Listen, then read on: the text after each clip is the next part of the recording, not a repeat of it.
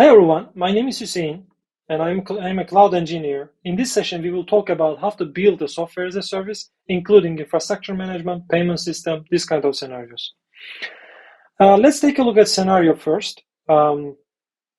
Here in this outline, you may need to do a configuration in your project. We will see it, how to do a logging, proper logging in your application, how to generate artifacts, including binaries, Docker images, how to do some kind of static code check in your project, how to include your project artifact generation into a pipeline, CI pipeline.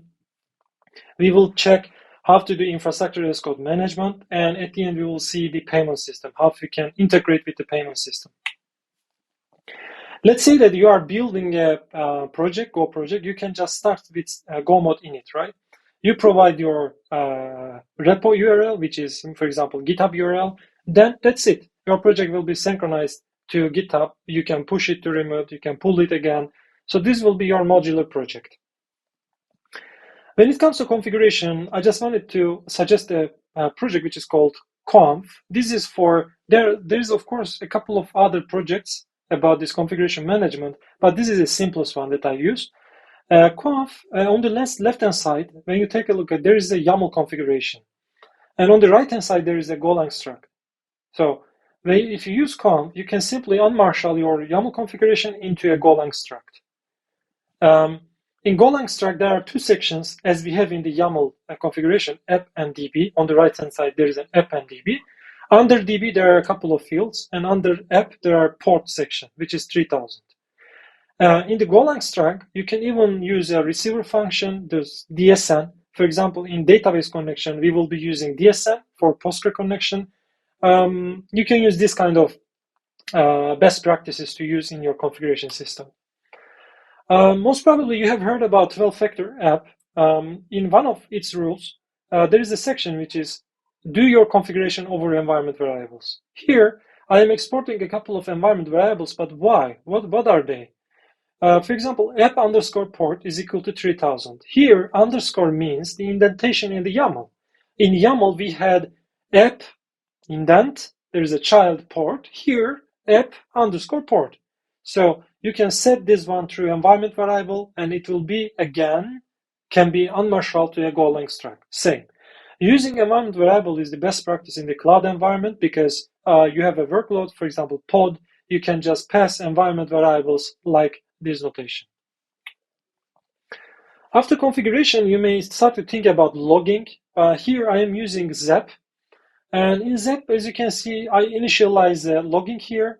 And then there's a defer function because, this kind of well-performant libraries, they are buffering the logs. They are not writing logs to some kind of destination like system output right away. They are buffering them and they write to console in batch.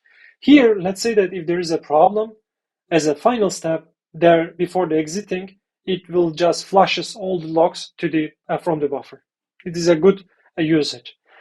In order to log something, you just provide a sentence and then you can provide a couple of context items. For example, in our quiz application, if there's a problem while fetching the quiz questions, you can say that, there is a problem, but in which session? For which customer? You can provide key value pairs here.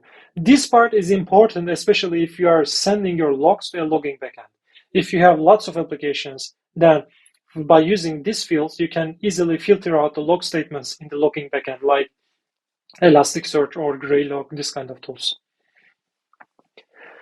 Assume that we built our application, but how to generate artifacts? Artifacts means here binary executables or Docker images. Go Releaser helps you to build cross-platform artifacts, Windows, Linux, whatever you need, Mac, and also helps you to release something. Release not only means release to GitHub, for example, it can also announce some new release versions into Discord, Slack, notification, this kind of things. You can simply create a .go-releaser YAML file and run this function, go-releaser build or release --clean to delete the dist folder after operation finished. Here in the YAML file, I defined a build section. Under the build section, there are a couple of builds. You need to provide the ID because there is a cross-reference inside the YAML file. ID is Quasar API, main is when you say go build, you need to provide a main file, which is the entry point. This entry point contains a main package and main function, right? Here, since I have a couple of modules in this project, I am providing my Quasar API endpoint. And as an output, I am saying that binary name will be Quasar API. This execution will be for Linux and AMD64. For Docker section here, I am saying Dockers, and in same way like we have in the executable generation, we provide an ID. I am saying that this Docker image will be for Linux and AMD64. I'm providing IDs because these binaries will be used to generate Docker images. Image templates is used for generating Docker image, basically tag, which we say Docker tag, you mean? Here, dot tag is coming from Git context. Git context, and it is dynamic. For example, whenever you push a Docker image into this repository, you will see this current tag will be used here to generate Docker image names. For build flag template, basically, in my Docker image, I am providing a couple of parameters, for example, module name, this kind of things. I can also use these build arguments here. In my case, there is a module key. I am also using label, which we will see it soon in the example. Extra files means, this part is important because while Go releaser builds something, for example, Docker image, in the Docker context, there are only two files, Docker file and the artifact, binary executable. So I need also config this YAML in my current project. This extra files is used to include also this file into Docker context. Skip push false is used for just push this one into Docker registry, which I will be providing in the GitHub action. What about quality check? In quality check, we will be using Golang CI lint.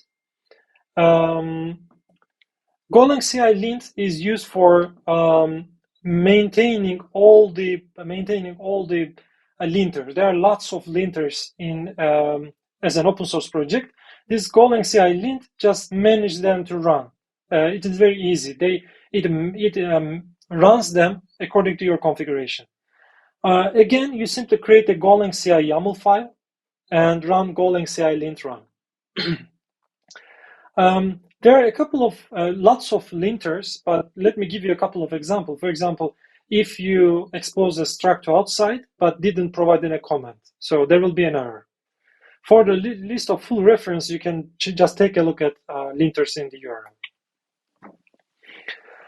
URL. We provided lots of executions, these operations, but we can run them locally. What about if we are working with team? So whenever you push something to remote, they will be all test verified, right? Here we can use GitHub Actions. In GitHub Actions, we can verify, test, build artifacts. Whatever you are doing in CI system, you can do that in GitHub Actions easily. Just an example here, I am saying that whenever you push something to repository, create a pull request, an action will be triggered. In this action, Ubuntu machine will be used, as you can see in runs on. And in order to run these actions, I will need a content read and package write. Package write is for generating Docker images and attach to repository, and also creating releases, of course. Content read means I need to read contents like Git content or release content, right? Because I need to know if there is a tag or not, this kind of things. In the steps sections, I check out the code base. I set up a goal because I will need it in the Go releaser. I do some linter check by using Golang CI linter. There's an action for that. You don't need to do manual and do nothing manually. I am using Camo because this is an emulator. So if you are doing a Docker build operation, you can use this emulator. I need to log in to my GitHub container registry, right? Here, the registry URL is GitHub container registry IO. The username is repository owner, which is my username in GitHub. And also there's a GitHub token because I need to log into here first. And then as a final set is Go releaser. In Go releaser, there is an action for that, of course. As a parameter, I am saying that release -- clean. So it will build everything and release to GitHub. There will be a new release, there will be a new Docker package. And the final output will be something like this. Quizzer, on the right-hand side, there will be a release. And again, in the packages section, you will see Quizzer API. What is next? We built lots of things. So where do we ship them? If there is a Docker image, most probably we will ship it to a containerized environment, maybe Kubernetes, right? So who will manage Kubernetes? We will manage it by using Terraform, and in our case, it will be Terraform Cloud. We will see an example soon. So you built a software as a service project, but why? Because you like to develop tools and you want to you want to earn money out of that, right? Because you need to earn money and then put another investment on top of your product. Here, in order to charge your customer, first you need to understand your customer and then you need to track your usage. Here we will be using Stripe, and in Stripe there is three important models in Stripe. Let's say the domain model. The first one is subscription. You let your customers to subscribe a plan. So you simply define your plan. In Stripe, you can define your plan. In order to subscribe your customers, you can come up with a UI. There will be a link, and these links will be redirected to Stripe checkout page. Again, checkout, subscription, plans, they are all managed in Stripe. You can do that because in Stripe there is a no code notation. Subscription item is, let's say that there is a plans, right? Under this plan, there can be some kind of line items like cost per storage, cost per request count, this kind of things. And we will be using this in our calculation. Metric billing means this is called usage record.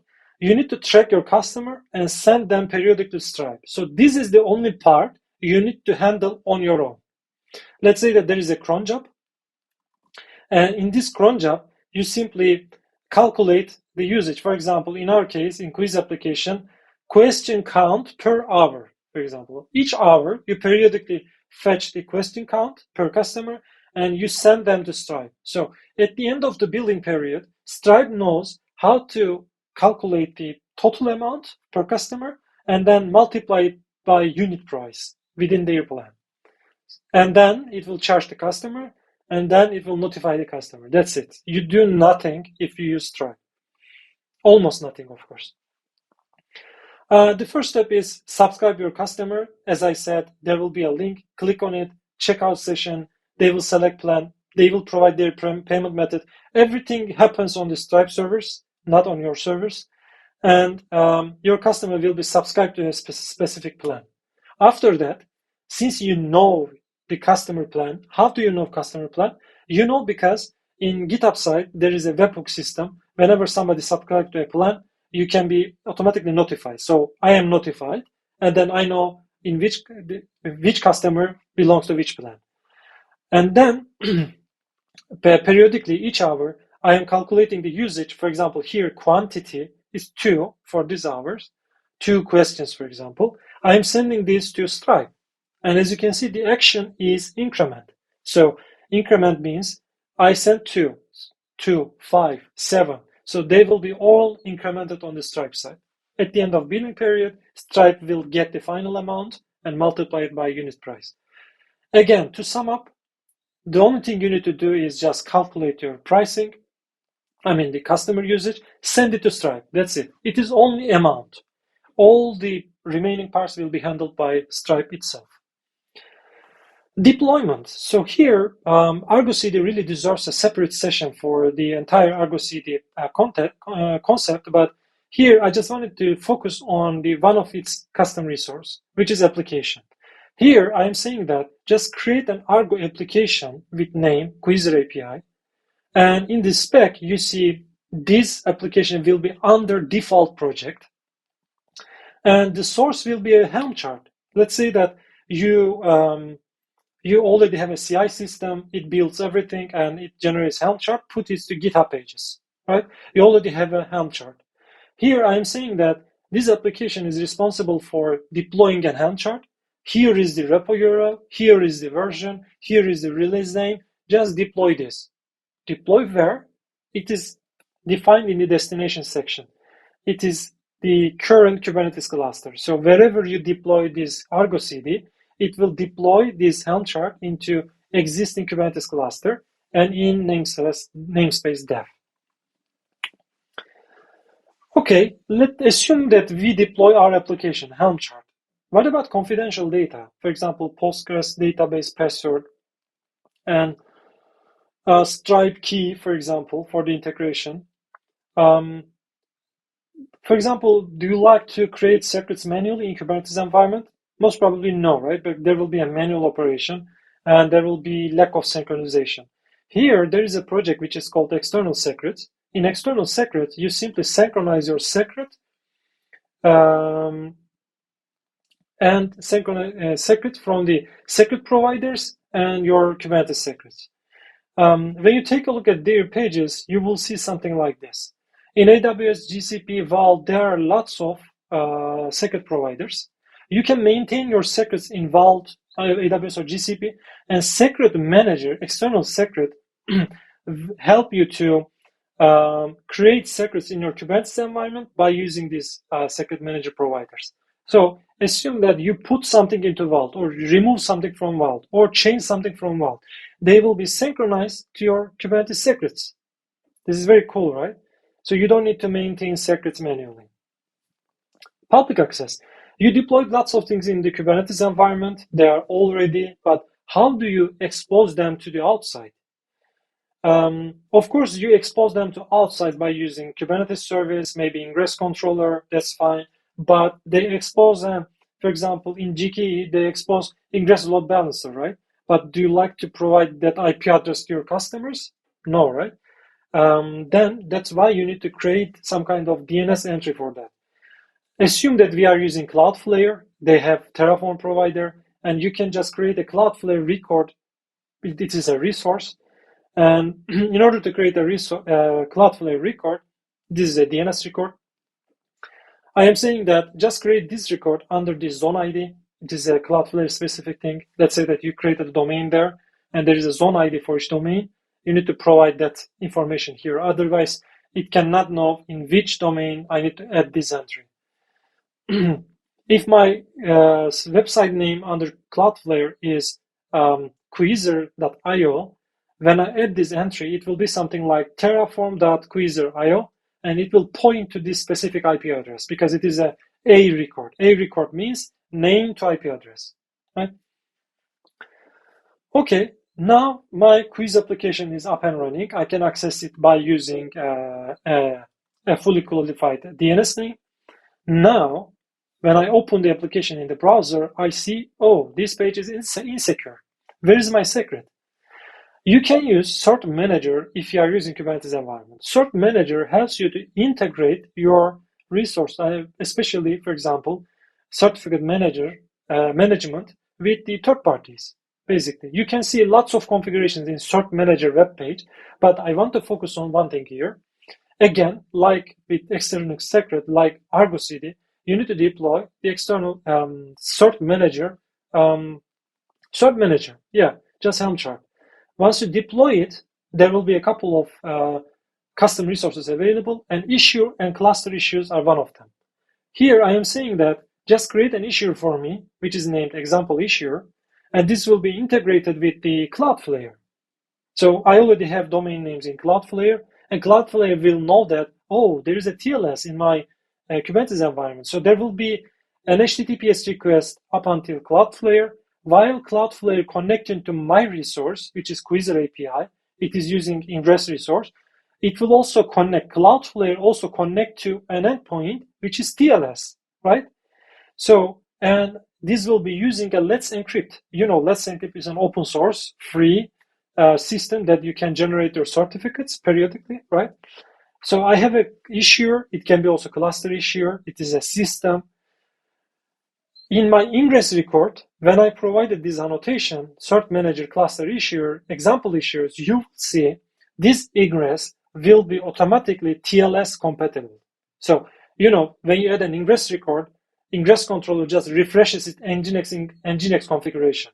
So there will be a TLS section under this configuration. So Cloudflare will be connected to a TLS endpoint on this part. So everything is HTTPS. You see, from bottom, from Golang project up until to a production environment, we can have this kind of system. So very summarized notation of building a software as a service product. What is next? Let's take a look at an example in the code base. Here, I built a project which is called Quizzer. In Quizzer, I want to start from CMD folder. In CMD means CMD is the entry point folder, and here in this entry point, there can be multiple or single, whatever you prefer. Under API, for example, there is a main.co. In main.co, as you can see, it is a main package. There is a main function, right? Here, if I am trying to wrap something, for example, logger library, I use a notation, package notation, which is technology X. Since this is a logger, I am saying logger X. So under internal, I have a logger X.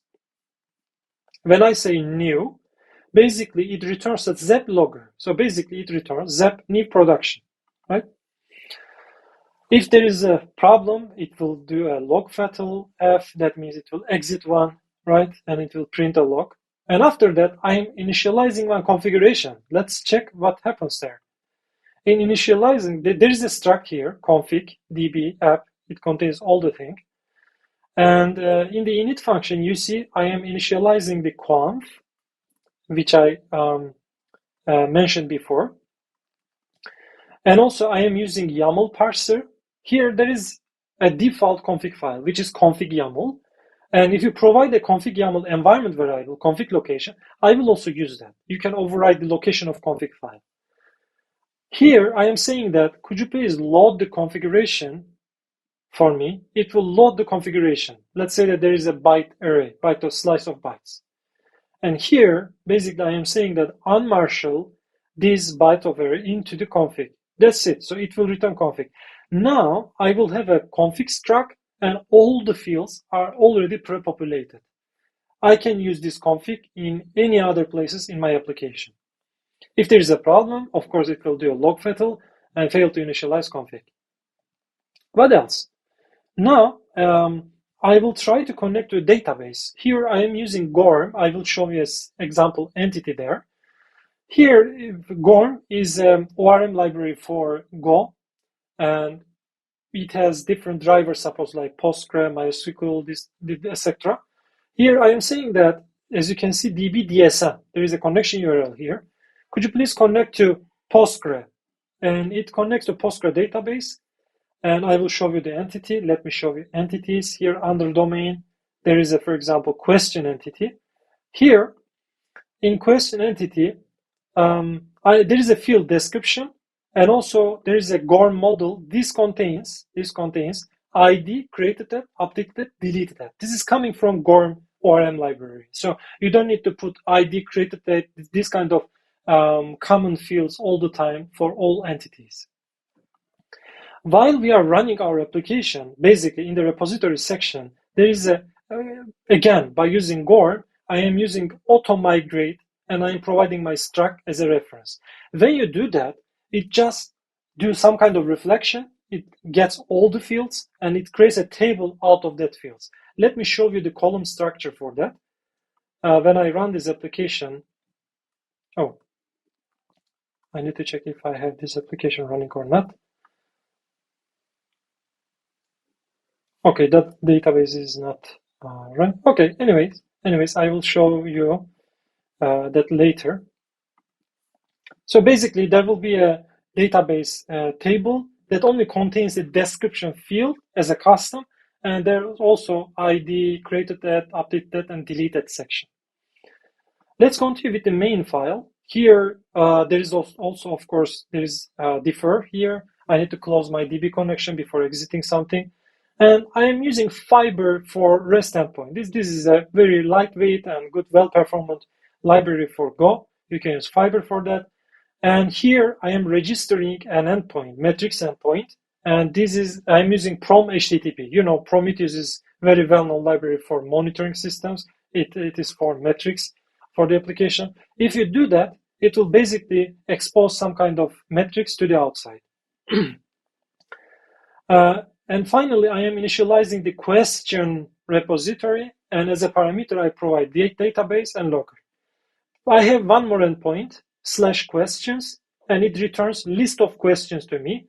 And this application will be run on port 30,000. And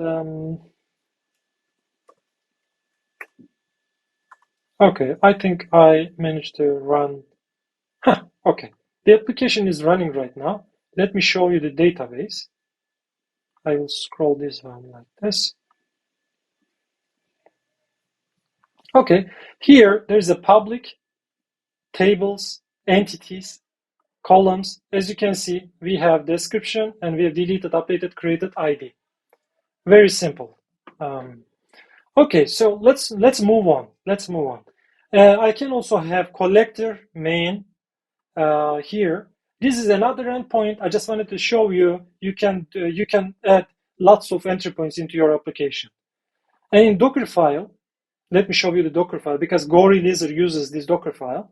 There is an argument which is module, and inside module, I am copying this module. This module is used for binary executable. So if it is Quizzer API, it will be Quizzer API. If it is a cron job, it will be another entry point. And I am also copying the config this file here.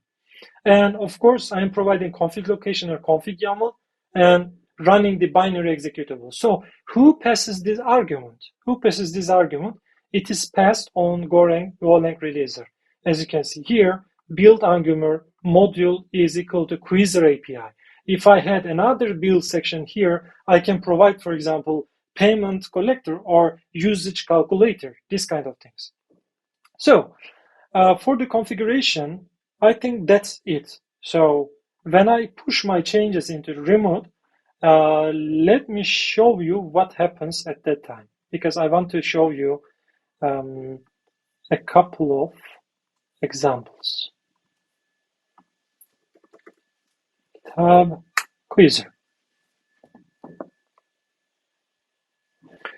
In Quizzer, you see, for example, I created a pull request, change node count, for example. As you can see here, I have CI build green, and also there is a Terraform part. I will show you that one also. In Quizzer, you will see there is a release and there is a package. When I check the package part, you will see it now. There is a version, Quizzer API, and I can simply do a Docker pull on this part, right? And what else?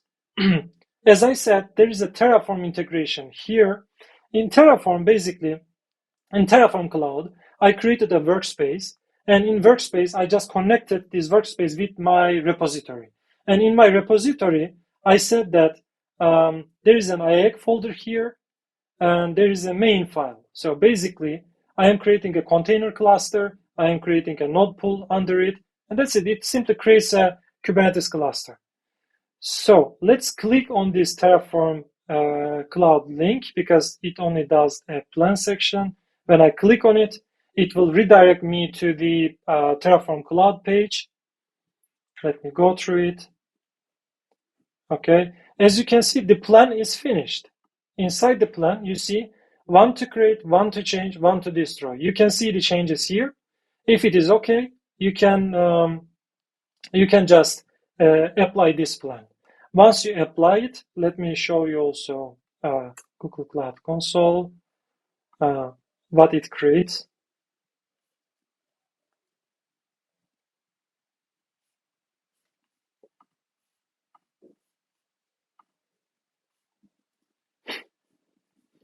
Quizzer, Kubernetes engine.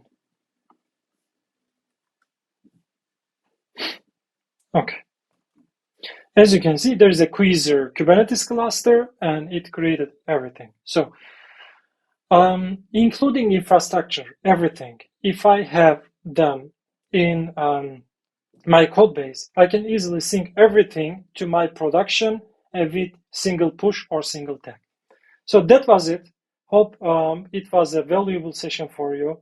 And thank you for listening.